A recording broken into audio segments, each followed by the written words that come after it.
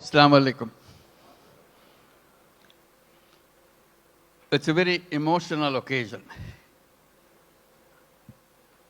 Seeing through the journey that Bangladesh has gone through.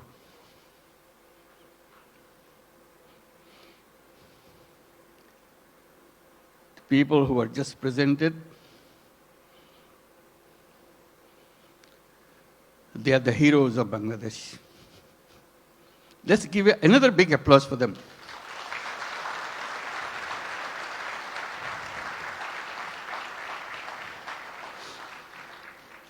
Another standing ovation for our new citizen, Kyu Hak Sang. Wonderful. His dedication, his commitment. Thank you. Please have your seat. Just doesn't have any boundary. He loves Bangladesh. He worked for Bangladesh. He loves the nature of Bangladesh. I wish you could visit his factory. And he brought so many delegations this time to come to show his new land of citizenship. Can the members of the Korean delegation please stand up so that we can give you applause? Yes, indeed. Thank you. Thank you so much. Wonderful. Yeah. Fantastic.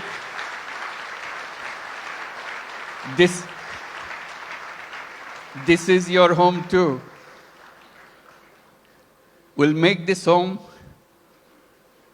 beautiful home. For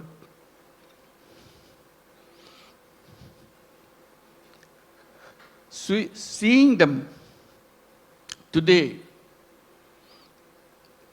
it's a journey that we have made the last 50 plus years. I was just remembering when we became an independent country in 1971. The celebration that we went through and commitment we made for building a new nation. Despite sacrifices of lives for achieving that independence, we rejoiced. We are free. That was 1971. Then came 1974.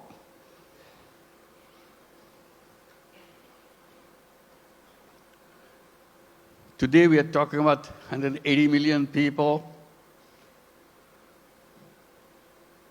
In 1971, we were just about 1/3 of that size in population. Still the same country. 74 is a year that we cannot forget.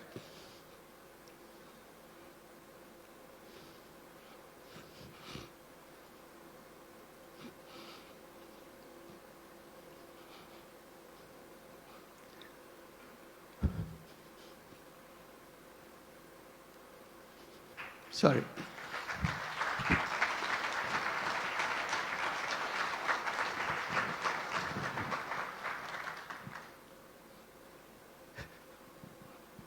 Sorry, my words. I cannot bring my word. People died of hunger. A famine throughout the country.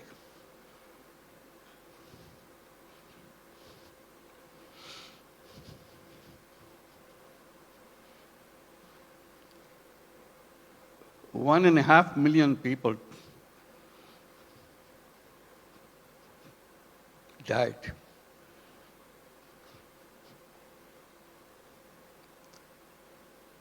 So that was the country we started with.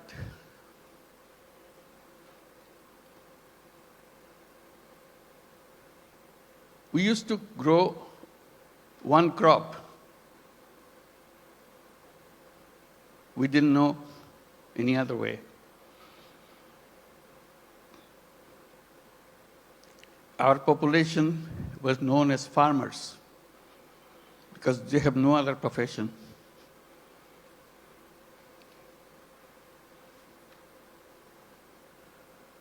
And of them,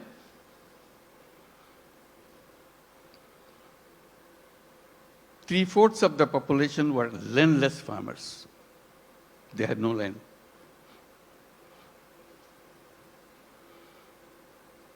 They used to lease in a tiny bit of land from the people who had little bit of land to make a living by one crop. If you heard the word dirt poor,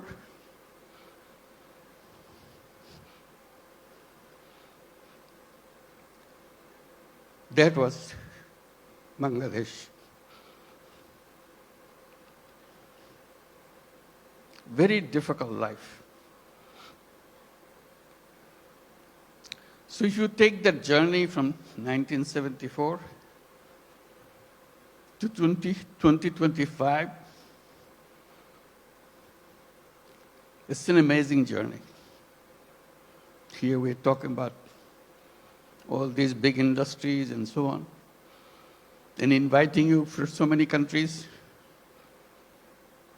to set up more industries. We're talking about the big market, talking about the big, intelligent young population.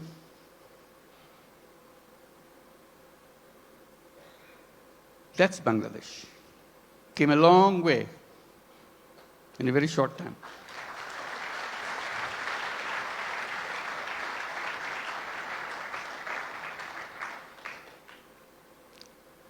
In that famine-ridden country, one little initiative came just to relieve the burden of watching what's going on. To help people to lend money, tiny little money, $2, $3, so that they can start a business, focusing particularly, specifically on women. They are the most destitute of all. That became known as microcredit. We created a bank called Grameen Bank. Had no idea what this finally will turn out to be. But it turned out to be a global name.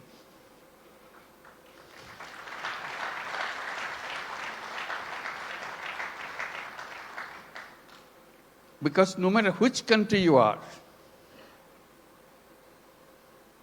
you have little Bangladesh of 1974 inside of you. You don't recognize it. You hide it by giving public money to them. So I always raise the voice. Giving public money to poor people is no solution at all. Solution is creating the structure, framework, will unleash the energy of the people. And microcredit was just a small effort of that.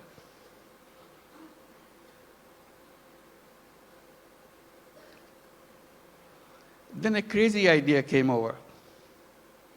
When the government wanted to issue license for telephone,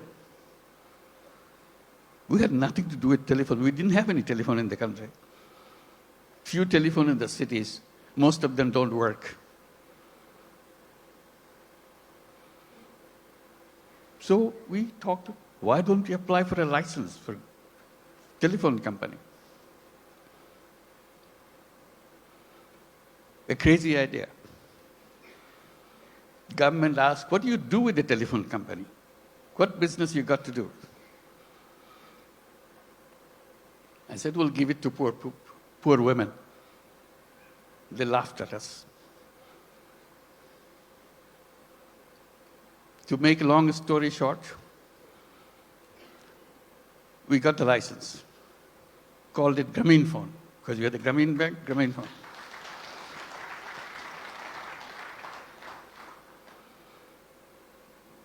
Nobody wants to partner with us because we have no knowledge, nothing. Because Bangladesh is no place for mobile phone. There's no market for mobile phone. Who wants to be partner? So we knock at every door, international doors. Nobody wants to partner. Finally, someone I personally knew in Norway, who happens to be chairman of Telenor. I explained to him, can you help me?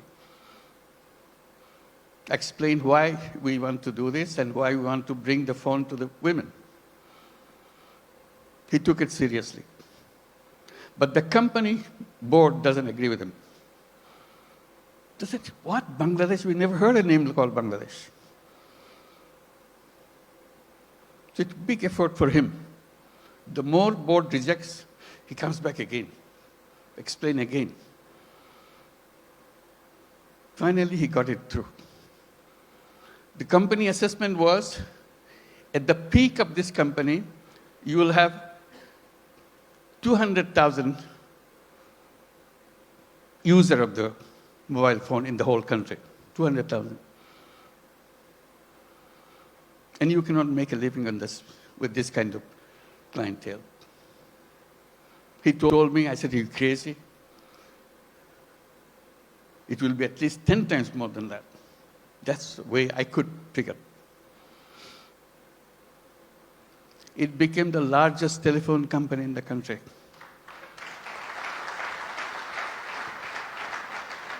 And women were the recipient of those telephone handsets. To turn them into what we call telephone ladies, sell the telephone service of the company.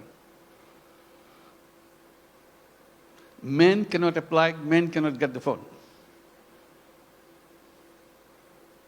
Only poor women of Grameen Bank, not all women, only poor women of Grameen Bank can get a phone. Totally illiterate, has nothing to do, doesn't even know what a phone is. We train them. They started selling the service, saying, if you want to make a phone call to your son in the Middle East, in the meantime, Middle East saga began. So people wanted to talk. It became a roaring business. Soon, 100,000 women selling telephone service all over Bangladesh. It became so popular, everybody wanted to have a phone. Changed the whole company. At that time, there are other companies coming up around the world. They were focusing on their cities. The newspapers were covering us, not them. It became well known. So they started copying. For the first time, the idea came, phone have some use in the villages. They had no idea at all. The telephone has any meaning in the villages. They're always concentrated on the cities. Telephone industry globally changed.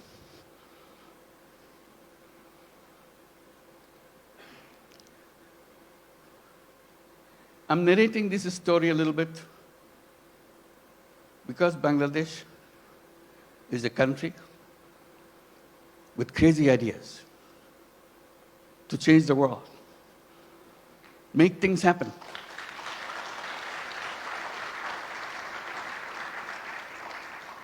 Everyone you saw on the stage receiving the award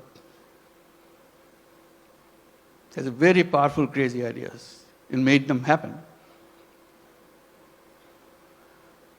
So we invite you to join that crowd. Not only change Bangladesh by your business, change the world.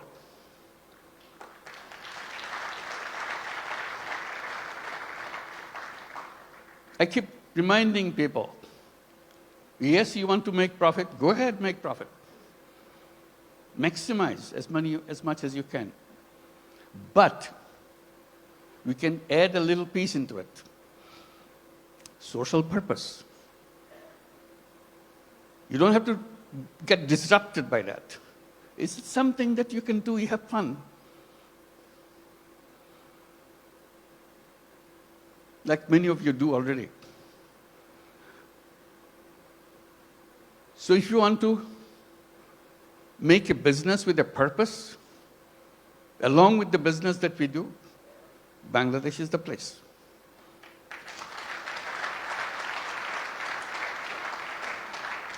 You will not know what your business will be like. Why the whole world is following you. Why suddenly you look back, how did it happen? Bangladesh makes it happen.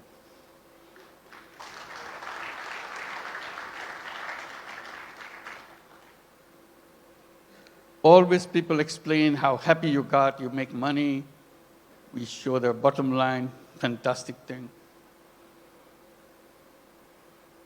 I try to add a little bit to that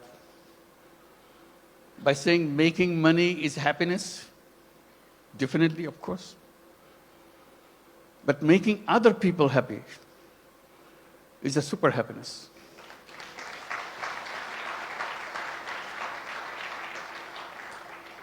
If you have business in Bangladesh, you will have both happiness and super happiness. That you get extra with no cost. You'll be proud of what you have done. Like the people who stood here felt that. Super happy. Did something which impacted in people's lives massively. With a country of famine, we're now talking about global entry to the businesses and everything. And at the same time, I'm just pointing out, which has been pointed out already, we don't look at Bangladesh alone. It is only one piece of the economy. We see the whole region, very powerful region, lots of resources. We work together, facilitate each other. It's not the business to grab everything out of you, it's a competition, you grab things. We twist a little bit. You earn money, but earning money together, changing the life of the people together, is a fun, is something that immeasurable. And each of your company can enjoy that super happiness by expanding and reaching out. Reaching out, the impact that you make, you never explored. Just a little opening. That's the magic. Changes the world. They said business is the most powerful mechanism by which you can change the world. But we are trained to focus on some so narrow thing, we miss out the world. We can try opening a little bit. And I emphasize by saying, let's create a new civilization where you're wide, we're open, we embrace the world. I underscore by saying we can create a world of 3 zeros. It can be done with the businesses, not by the government. Government cannot achieve that. That's not the function of the government. It's the function of individuals, human beings. We are human beings. We can change the world. And business gives us a big, powerful tool in our hand. And the new civilization, I say, should be a civilization where there will be no carbon emission. We can do that. That's where the business innovation comes. All we have to do is just pay attention to that side.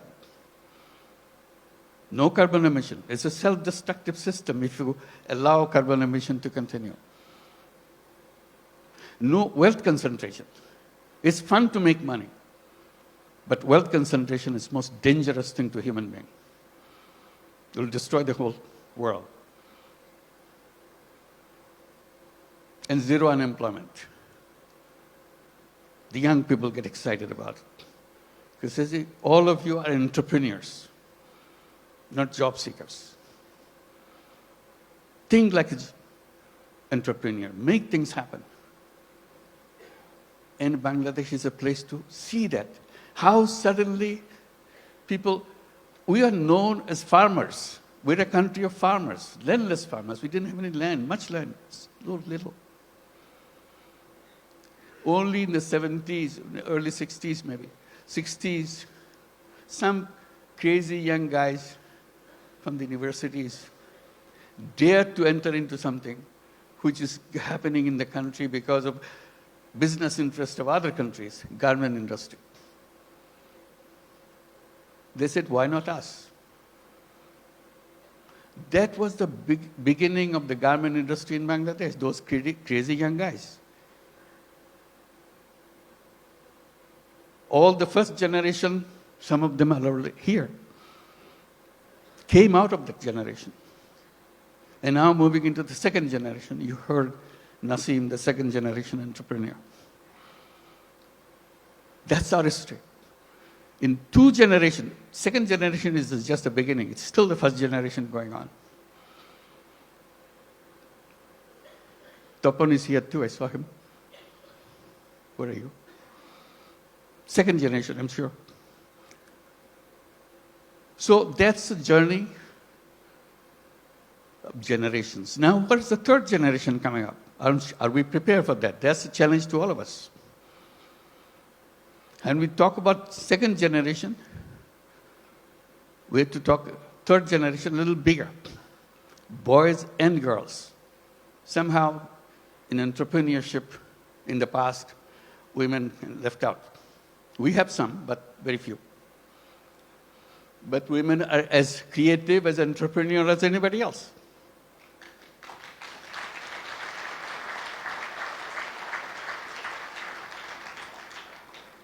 Together, those young generation will change the world. They have the technology, they have the creativity, innovativeness, and problem-solving ideas. We don't have to look at the problem the same old way that we did 50 years back, waiting for the government to do something. We people can do that. That's a chance. So today it makes me very happy that we can gather together, and talk about creating that world. It's not just business in a limited idea, which is good, but you can have another space remains unutilized. Let's use this too. And Bangladesh, the business in Bangladesh is not only for Bangladesh, that's the point. It could be for the whole world. Who ever thought that microcredit, which started in a tiny little village, now would be a prime business in the United States, Grameen America?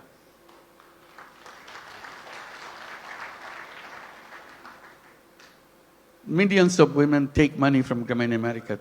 Loan size, in the American terms, less than $1,000.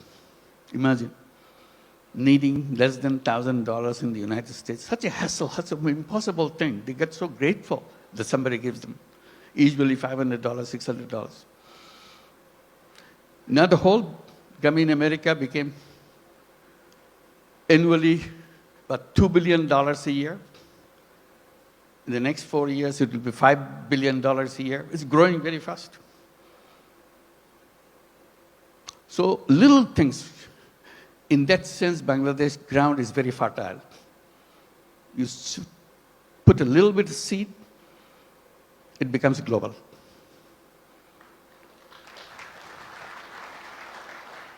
I wish I could tell all the stories that happen in Bangladesh, but I get very tempted, but they're all here. Talk to them, find out. And we welcome you to join us with that mission, creating a new world for the whole world. Thank you very much.